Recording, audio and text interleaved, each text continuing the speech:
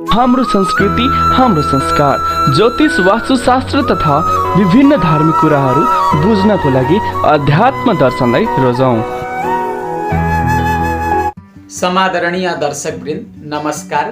Cameraman श्रद्धा नेपालका साथमा कार्यक्रम प्रस्तोता म ऋषि नेपाल उपस्थित भइसकेको छु। अध्यात्म दर्शन नामक युट्युब च्यानल मार्फत यहाँहरू समक्ष केही राम्रा प्रसङ्गहरू लिएर उपस्थित भएको छु। यहाँहरूले यो अध्यात्म दर्शन नामक युट्युब च्यानललाई सब्स्क्राइब गर्नुभएको छैन भने सब्स्क्राइब गर्नुहोला। यहाँहरूले सब्स्क्राइब गर्नुभयो भने राम्रो राम्रो भिडियोहरू यहाँहरूले हेर्न पाउनुहुनेछ, ज्ञानवर्धक भिडियोहरू। आज यहाँहरू समक्ष भगवानको पूजा गर्दाखेरि, देवी देवताको पूजा गर्दाखेरि के कुरामा ध्यान दिनुपर्छ यो विषयमा यहाँहरू समक्ष चर्चा गर्नेछु।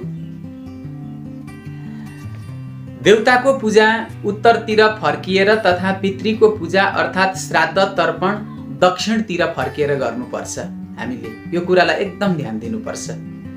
त्यस्तै गरी नीलो, रातो अथवा कालो कपडा लगाएर तथा नधोएको कपडा लगाएर भगवान श्री विष्णुको उपासना गर्ने मनुष्यहरू दोषी मानिन्छन् र तिनीहरूको पतन हुन्छ।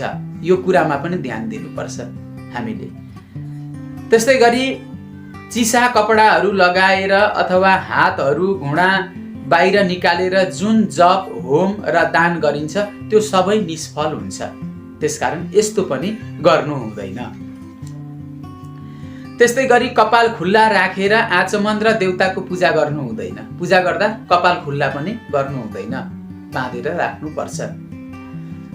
त्यस्तै गरी ताँबो मङ्गल स्वरूप, पवित्र तथा भगवानलाई ज्यादै प्रिय हुन्छ। जुन वस्तु तामाको पात्रमा राखेर भगवानलाई समर्पण गरिन्छ त्यसबाट भगवान अत्यन्त प्रसन्न हुनुहुन्छ। त्यसैले भगवानलाई जल आदि वस्तुहरू तामाको पात्रमा राखेर अर्पण गर्नुपर्छ। त्यस्तै गरी हामीले अर्को ध्यान दिनुपर्ने कुरा के छ भने चाँदी पितृहरूका लागि अत्यन्त प्रिय हुन्छ, तर देवताहरूको पूजामा यसलाई अशुभ मानिएको छ चाँदी। त्यसकारण देवताको पूजा गर्दा चाँदीको पात्रलाई टाढा नै राख्नुपर्छ, तर पितृ कार्यमा भने चाँदीलाई नजिक राख्न सकिन्छ, चाँदीको बर्तनहरू प्रयोग गर्न सकिन्छ। त्यस्तै गरी भगवानको उपासना गर्दा का अवस्थामा दियोलाई छोएपछि हात धुनुपर्छ। हामीले दियोलाई छोइसकेपछि के गर्नुपर्छ? हात धुनुपर्छ। यदि धोएन भने दोष लाग्छ। यो कुरालाई पनि हामीले ध्यान दिनुपर्छ। त्यस्तै गरी शिवलिङ्गमा चढाएको फल फूल, नैवेद्य, बेलपत्र र जल ग्रहण गर्न निषेध छ। ग्रहण गर्न राम्रो मानिँदैन। यदि तिनीहरूलाई शालिग्रामको स्पर्श भयो भने तिनीहरू ग्रहण गर्न योग्य हुन्छन्। फेरि शालिग्रामको स्पर्श गराइयो भने चाहिँ ग्रहण गर्न खान मिल्छ। त्यस्तै गरी घरमा बुढी औँलाको बीचको आँख्लोदेखि टुप्पोतिरको भाग बराबरदेखि 1 भित्तासम्मको प्रतिमा मात्र राख्नुपर्छ। ठुलोमा 1 भित्ता, 1 भित्ताको हामीले मूर्ति राख्न सक्छौँ। त्यहाँभन्दा ठुलो राख्नु हुँदैन। यो भन्दा ठुलो प्रतिमा घरमा राख्दा त्यो कल्याणदायक हुँदैन र मानिँदैन।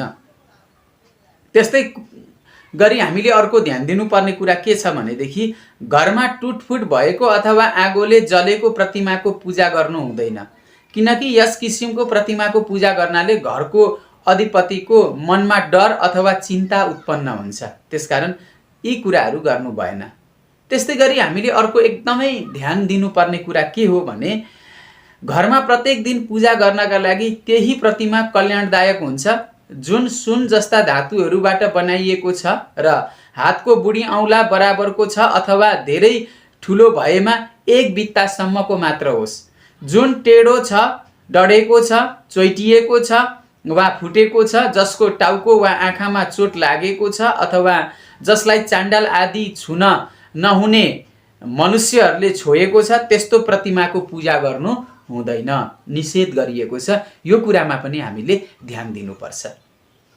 त्यस्तै गरी एउटै घरमा 2 वटा शिवलिङ्ग पनि राख्नु हुँदैन, निषेध गरिएको छ। 3 वटा गणेशका प्रतिमा, भगवान गणेशको 3 वटा फोटो अथवा 3 वटा मूर्ति पनि राख्नु हुँदैन। दुईवटा शङ्ख, एकै ठाउँ दुईवटा शङ्ख पनि राख्नु हुँदैन। दुईटा सूर्य प्रतिमा, दुईटा सूर्य प्रतिमा पनि राख्नु हुँदैन। तीनवटा देवी प्रतिमा पनि राख्नु हुँदैन। दुईटा गोमती चक्र पनि राख्नु हुँदैन र दुईटा शालिग्रामको पूजा पनि गर्नु हुँदैन। एउटा मात्र गर्नुपर्छ, दुईटा गर्नु हुँदैन। किनकि यिनीहरूको सँगसँगै राखेर पूजा गर्दा घर धनीले दुःख र अशान्ति प्राप्त गर्दछन्, शान्ति हुँदैन। यो कुरामा पनि हामीले एकदमै ख्याल गर्नुपर्छ। त्यस्तै गरी अर्को हामीले एकदमै ध्यान दिनुपर्ने कुरा के छ भने, लक्ष्मीलाई प्राप्त गर्ने अभिलाषा भएको मनुष्यले शिरीष, धतुरो, बिबिरो, लहरे, बेली, मालती, सिमल, आँख र चाँपको फूलद्वारा तथा अक्षताहरूद्वारा भगवान श्री विष्णुको पूजा गर्नु हुँदैन। त्यस्तै गरी पलाश, कुन्द, शिरीष, जुही, मालती र केतकीको फूलद्वारा भगवान शङ्करको पनि पूजा गर्नु हुँदैन। तुलसीद्वारा भगवान श्री गणेशको पूजा गर्नु हुँदैन। तुलसी भगवान गणेशलाई चढाउनु हुँदैन। दुबोद्वारा दुर्गालाई दुबो चढाउनु हुँदैन र कोइरालोको फूलद्वारा सूर्यको पूजा पनि गर्नु हुँदैन। यो कुरामा पनि हामीले एकदमै ध्यान दिनुपर्छ। त्यस्तै गरी हामीले अर्को एकदमै ध्यान दिनुपर्ने कुरा, पत्र, पुष्प र फल उल्टो पारेर देवतालाई चढाउनु हुँदैन। उल्टो पारेर कहिले पनि चढाउनु हुँदैन। ती पत्र पुष्पादि जुन रूपमा उत्पन्न भएका छन् त्यही रूपमा चढाउनु पर्छ, देवतालाई समर्पण गर्नुपर्छ। त्यस्तै हामीले अर्को एकदमै ध्यान दिनुपर्ने कुरा के छ भनेदेखि,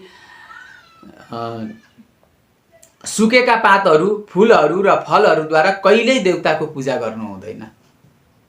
अमला, खयर, बेलपत्र र सतीसाल वा तेजपात आदि जतासुकै छरिएका भए तापनि विद्वान पुरुषले तिनीहरूलाई अपवित्र मान्दैनन्।